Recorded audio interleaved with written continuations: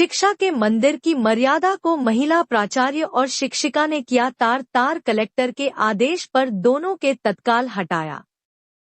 खरगोन जिला मुख्यालय से महज 8 किमी दूर एकलव्य आदर्श आवासीय विद्यालय के महिला प्राचार्य प्रवीण दाहिया और शिक्षिका लाइब्रेरियन मधुरानी ने शिक्षा के मंदिर की मर्यादा को तार किया।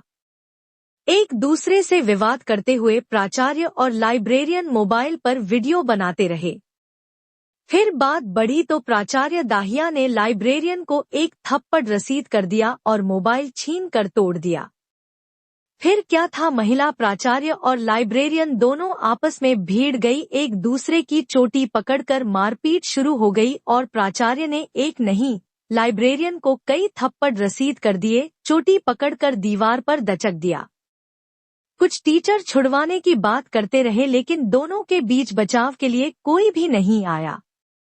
मामला इतना गंभीर हो गया कि कोई बीच बचाव करने भी नहीं जा पाया।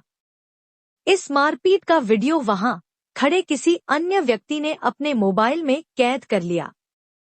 स्कूल प्राचार्य और लाइब्रेरियन दोनों ही अलग अलग समय पर मेंगांव थाने पहुंची। दोनों ने एक दूसरे पर आरोप लगाते हुए आवेदन भी दिया है। यही नहीं, मेडिकल के लिए दोनों को जिला अस्पताल भेजा गया। यहां प्राचार्य दाहिया आईसीयू में भर्ती हो गई और लाइब्रेरियन मधुरानी भी वार्ड में भर्ती हुई है।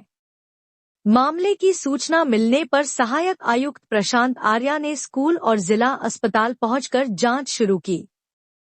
मामले की सूचना कलेक्टर भव्या मित्तल को मिलने पर दोनों को तत्काल प्रभाव से हटाने के आदेश जारी कर दिए। दोनों को सहायक आयुक्त प्रशांत आर्या के कार्यालय में फिलहाल अटैच किया गया है। उल्लेखनीय है कि एकलव्य आदर्श आवासीय परिसर दिल्ली से संचालित होता है और यहां करीब सालाना 5 करोड़ से अधिक की राशि बच्चों के पढ़ाई और आवासीय व्यवस्था के लिए पहुंचाए जाते हैं। फिलहाल कलेक्टर के आदेश पर मामले की जांच कर रिपोर्ट दिल्ली भेजी जा रही है ताकि प्राचार्य और लाइब्रेरियन के खिलाफ सख्त कार्रवाई की जा सके। JTV न्यूज के लिए खरगोन से मोहम्मद यूसुफ खान की खास रिपोर्ट। मैडम, आपके स्कूल में देखा गया कि मार्केट में किस तरीके का मामला था, क्या हुआ? सर, मुझे वो पुरानी बुक्स दे रही थी बच्चों को बांटने के लिए, जो कि काफी पुरानी एडिशन की है, 13, 14, 17, जो कि सिलेबस चेंज हो चुका है बच्चों का। और एज पर रूल्स उसे नई किताबें देनी चाहिए, क्योंकि वो सिलेबस चेंज होने के बाद बच्चों को नहीं बांटी जाती हैं वो चीज़ें। और हर साल अलग से उसकी पेमेंट आती है बुक्स के लिए, स्टेशनरी के लिए, जो बच्चों को नहीं दी जाती है। लेकिन वो मेरे से ज़बरदस्ती पुरानी बुक्स तो दिलवाई रही थी, पर वो मेरे से कल साइन ले रही थी उस पर। कौन साइन ले रहा था? प्रिंसिपल प्रवीण दहिया। तो मैंने वहाँ पे मेंशन कर दिया पेन से कि ओल्ड बुक्स हैं, नई नहीं दी गई हैं। तो उसी के लिए उसने आज मेरे से खुंदक निकाली, मेरे साथ मार पिटाई की।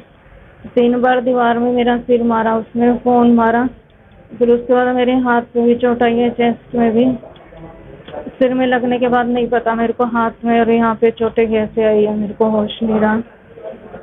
और भी घोटाले किए उन्होंने। जैसे हमारी ज्वाइनिंग हुई थी जून में, 19 जून से सभी टीचर्स की ज्वाइनिंग हुई थी, और जो कि उसकी ज्वाइनिंग 20 जून को हुई थी। फिर भी उन्होंने अप्रैल और मई के 8 से 9 लाख रुपए कम से कम घोटाले के निकाले हैं। हम इन टीचर्स के झूठे साइन करवाए गए हैं जब मई और अप्रैल में, जबकि उनकी ज्वाइनिंग ही जून में है, तो कैसे साइन कर सकते हैं वो।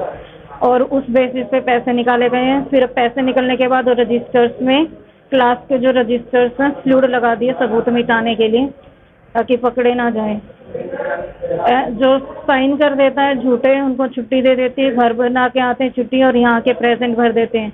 कई बार अकाउंटेंट गया है छुट्टी और हर बार ऐसा ही हुआ है, घर छुट्टी बना के आता है, आके प्रेजेंट भर देता है पैसे, क्योंकि पैसे मिल जाते हैं प्रिंसिपल को, उसको छुट्टियाँ मिल जाती हैं और पैसे भी मिलते होंगे, मुझे नहीं जानकारी उसके बारे में, लेकिन छुट्टियां तो मिलती हैं और आके प्रेजेंट भर दी जाती है, जो कि 420 के अंडर आता है। ये भी तो हॉस्टलों में देखा गया बच्चों की भी जब छुट्टियां थी उस दौरान के भी बच्चों के लिए पैसे निकाले गए। हाँ, वो अप्रैल मई के ऐसे ही निकाले गए, तब बच्चे नहीं थे। जैसे अब बहुत ही कम बच्चे थे जैसे कि, और अब कल से तो बच्चे हैं ही नहीं स्कूल में।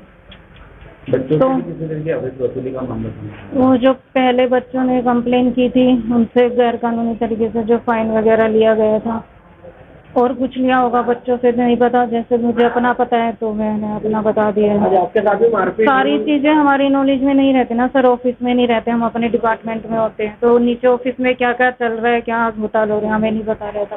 कुछ कुछ जो सामने आई तो हमें कुछ कुछ बताएं। क्या नाम लिखते हैं? मधु रानी, किस पद पर है? लाइब्रेरियन।